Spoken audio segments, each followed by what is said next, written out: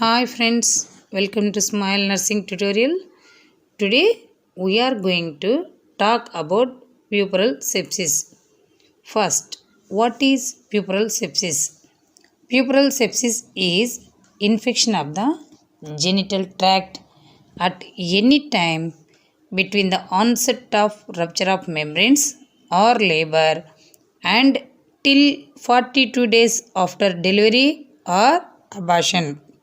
Okay, signs and symptoms of puerperal sepsis are fever 100.5 degree F, lower abdominal pain and tenderness, abnormal and foul smelling lochia, maybe blood stained. Next, burning, micturition, uterus not well contracted, feeling of weakness, vaginal bleeding.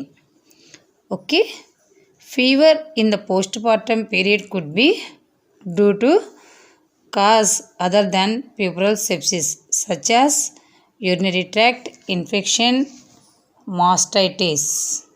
Okay, if the general condition of the woman is fair, we have to give treatment of antibiotics, that is ampicillin capsule 1 gram orally, metronidazole tablet 400 mg orally, gentamicin injection 80 mg IM start to be given and refer to the case to the near PHC. If the general condition of the woman is poor and she has the signs and symptoms of puerperal sepsis, give intravenous IV fluids and first dose of antibiotics and refer her to the FRU. Thank you for watching this video. If you like, share, subscribe and comments.